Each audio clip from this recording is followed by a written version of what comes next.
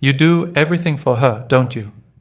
You've become the master of self-sacrifice, believing it's the ultimate expression of love. You change your carefully laid plans at a moment's notice, just for a chance to see her for a few minutes. You listen for hours, absorbing every detail of her day, every complaint about her work, every minor drama with her friends, while your own stories remain untold. You buy her thoughtful gifts that show you listen. You plan the perfect dates designed entirely around her preferences, and you never ever forget to text her good morning or good night. You have meticulously and deliberately made her the absolute center of your universe, the sun to which your entire world revolves. And now you can feel her respect for you just disappearing, fading into thin air like a ghost. It starts with the small things, the subtle shifts you almost convince yourself you're imagining. Her replies to your long, heartfelt texts get shorter, whittled down to one-word answers or just an emoji. The thank yous for your efforts start to sound like an obligation, a chore she has to perform, devoid of any genuine warmth. Then you notice the more obvious signs. Her rolling her eyes when you share an idea you're passionate about, or that quick, almost imperceptible sigh when you ask for her attention. She gets annoyed over nothing, picking fights about the way you loaded the dishwasher or the tone of your voice. The passion is gone, replaced by a cold distance. The admiration she used to have in her eyes has twisted into something ugly, annoyance, or even worse, pity. You are not imagining it. That sickening, sinking feeling in your stomach telling you that the more you give, the less you get in return is absolutely right. You did everything you were told was the right thing to do. You became the quintessential nice guy that magazines and movies claim all women secretly want. And now you're left confused, frustrated, and heartbroken, watching the woman you care about more than anything pull away from you as if you're a stranger. It feels like a cruel, twisted joke, and you're the punchline. In the next few minutes, I'm going to show you the uncomfortable, powerful, and brutal reason why the man who puts his partner first is so often the man she respects the least. This is not about becoming a jerk, playing manipulative games, or being emotionally distant.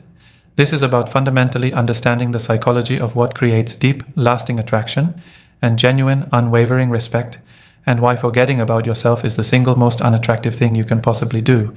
Stick with me, because what I'm about to explain will not only shine a light on what's happening in your relationship, but it will also give you the keys to rebuild yourself from the ground up into the kind of centered, powerful man who naturally commands profound, lasting respect from everyone, especially the woman you love. Before we jump into the video, I want to remind you that my exclusive online course on mastering the dating game is available now. If you've been learning from my YouTube videos, you're only scratching the surface.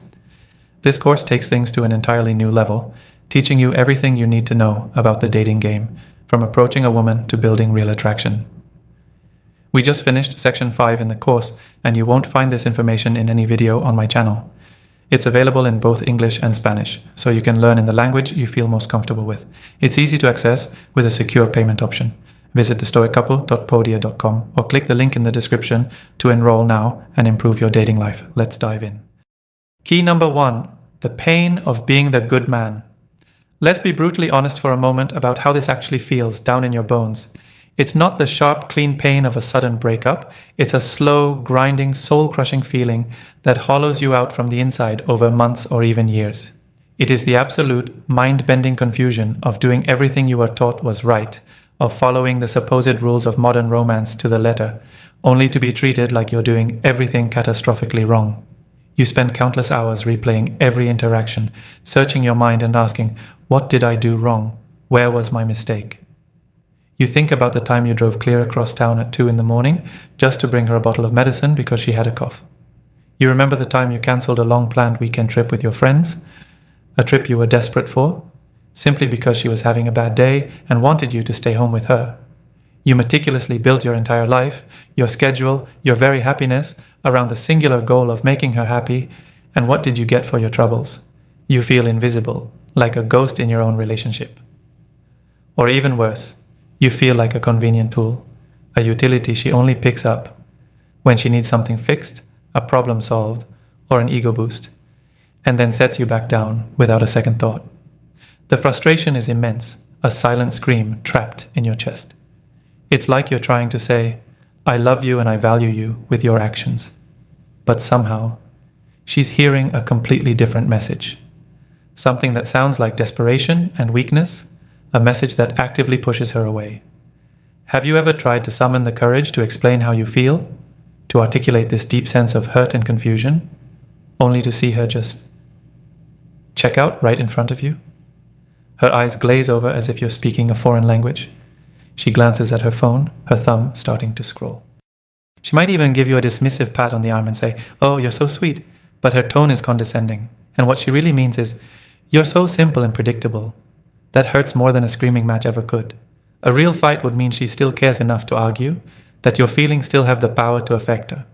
But being dismissed like that, like a child who needs placating, that's when you know the respect is truly dead. It's the final, brutal sign that she no longer sees you as an equal partner, but as something less.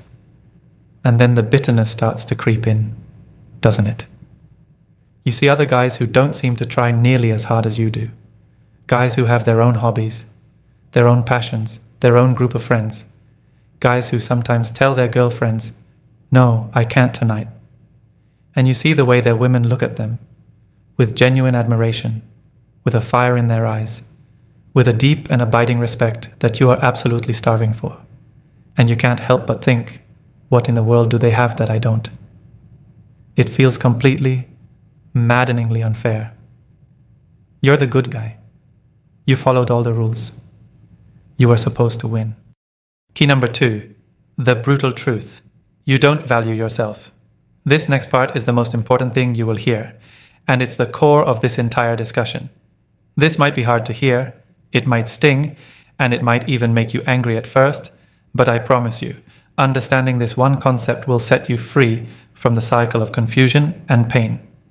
The brutal, uncomfortable, and inescapable reason she may not respect the man who puts her first is this: a man who constantly and consistently ignores his own needs, sacrifices his own goals, violates his own principles, and abandons his own life mission, is non-verbally screaming to the entire world, and especially to her, that he does not fundamentally value himself.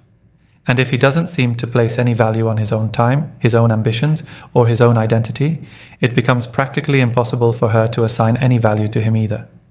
Let's be crystal clear about something vital. Your kindness is not the problem here. Your generosity is not the weakness. Your desire to make her happy is not the fatal flaw. The problem is the act of self-abandonment that you perform along the way. You are giving from a place of perceived deficit, hoping your offerings will make you whole. It's the fact that in the process of putting her on a pedestal, you are taking a sledgehammer to your own. You have made a critical error in judgment, assuming that the path to being loved and respected is paved with total self-sacrifice. But what you're actually communicating is that your own life is so empty, so devoid of personal meaning or purpose, that your only path to feeling worthy is to latch onto her life and live through her. This act of abandoning yourself doesn't read as romantic devotion, it reads as a profound lack of self-worth.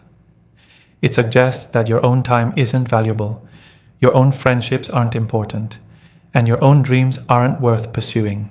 You have mistakenly equated being a good partner with being an empty vessel for her needs, and in doing so, you have erased the very man she was initially attracted to. It's a subconscious signal that is impossible to ignore, and it silently poisons her perception of you until respect becomes an impossibility. Key number 3. Why respect comes before attraction. To truly grasp why your strategy is backfiring, you have to understand a fundamental hierarchy in the dynamics of long-term relationships. For a vast majority of women, genuine, sustainable, long-term attraction cannot survive without a solid foundation of respect. Think of respect as the concrete foundation of a house, and attraction as the beautiful, intricate, and wonderful house that is built on top of it.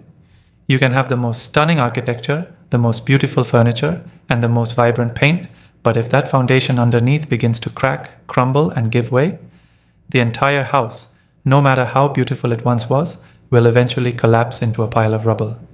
It is inevitable. In this context, respect isn't just about being polite. It's about a deep instinctual admiration for someone's character, their integrity, and their personal strength. It's about seeing them as a formidable, self-sufficient individual who is navigating the world with purpose and conviction. When you constantly put her first, to the point where you completely forget about yourself, you accidentally and unknowingly signal a profound lack of these very things.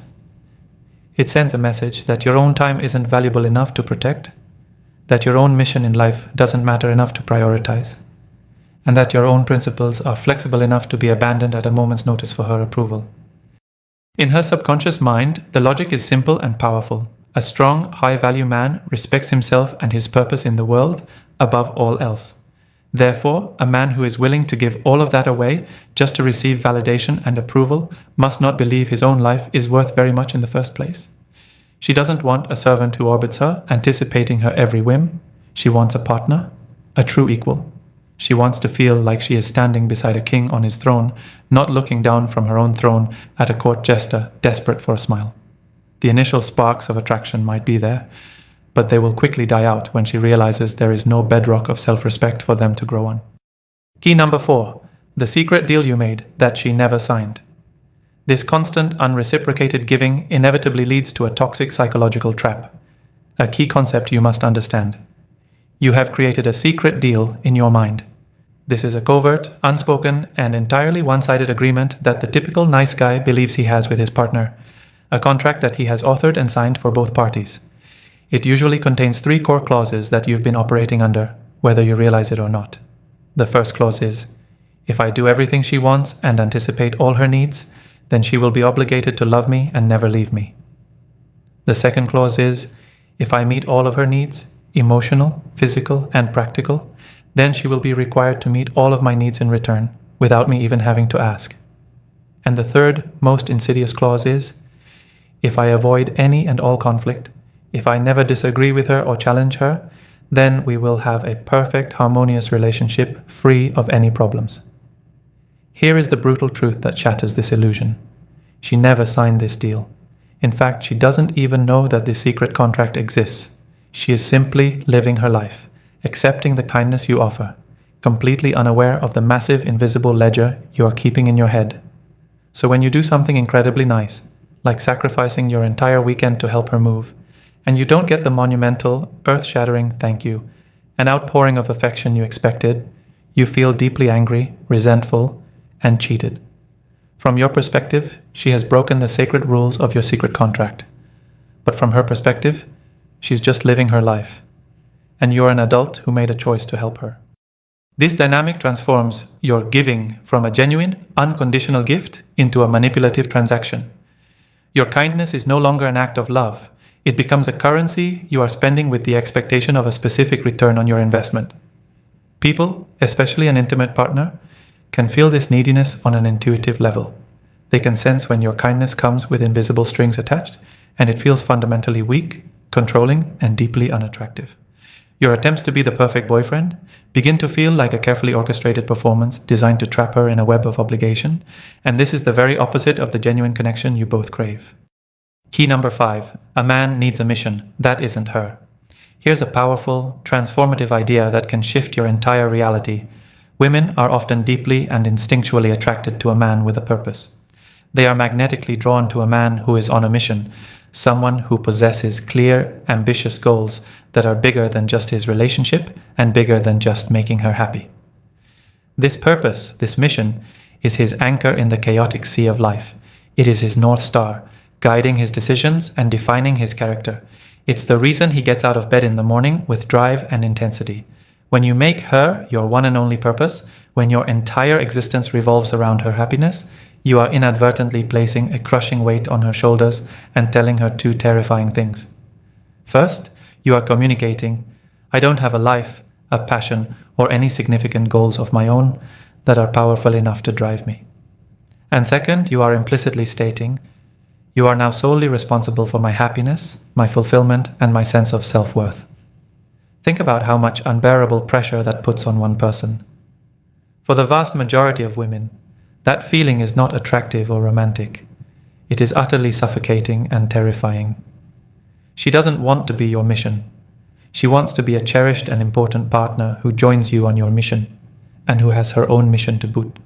A man who is driven by his purpose, whether it's building a business, mastering a craft, pursuing a physical challenge, or creating art, has his own solid, unshakable identity.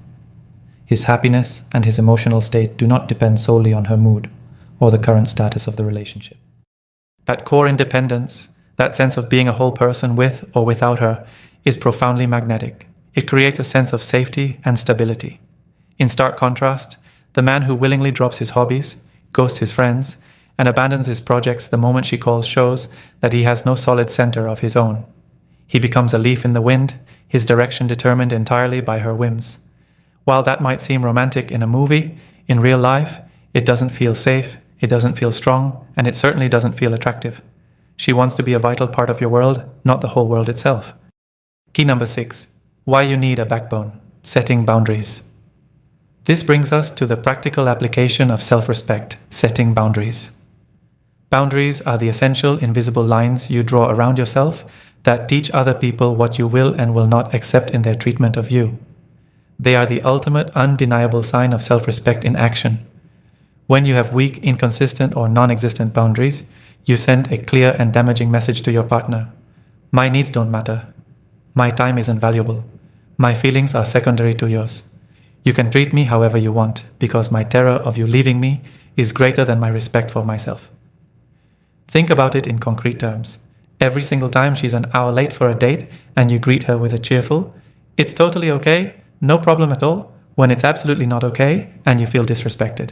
Every time you agree to go to an event you have zero interest in just to avoid a potential disagreement. Every time she makes a sharp, cutting joke at your expense that genuinely stings and you just laugh it off to keep the peace. You are actively teaching her, lesson by lesson, that it is perfectly acceptable to disrespect you. You are rewarding the very behavior that is crushing your spirit. Setting a boundary is not an act of aggression. It is a profound act of self-love and self-preservation. It is calmly and confidently saying through your words and actions, "I love and respect you, and I also love and respect myself." A man with healthy, consistent boundaries actually feels much safer and more reliable to a woman. His no is just as honest and trustworthy as his yes. She knows exactly where she stands with him, because he is not afraid to express his true position. She learns that his kindness is a genuine choice he makes from a place of strength, not a desperate strategy he employs out of fear. This allows her to relax, knowing she is with a man who can not only take care of her, but who can also, and more importantly, take care of himself. His strength becomes a pillar she can lean on, rather than a puddle she has to avoid stepping in. Key number 7. How to become a man. She respects. Okay, so we have diagnosed the problem in detail. Now what?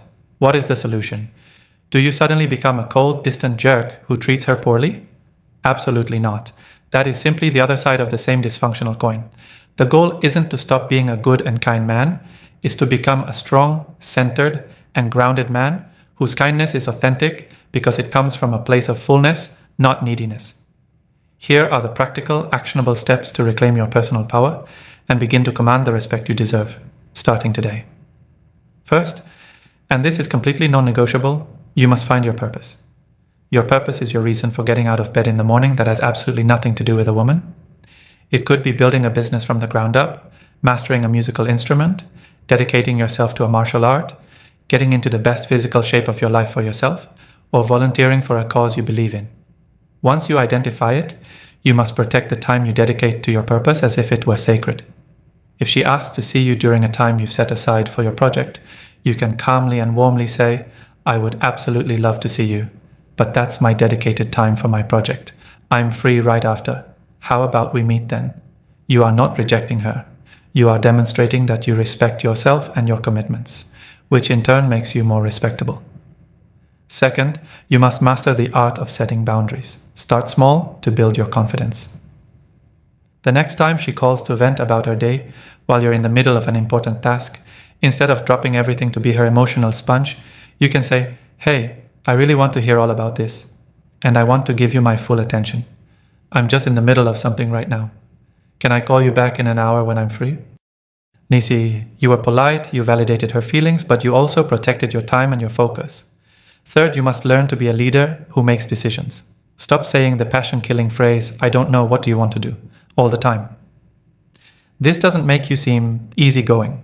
It makes you seem rudderless and puts all the emotional labor and pressure on her to run the relationship.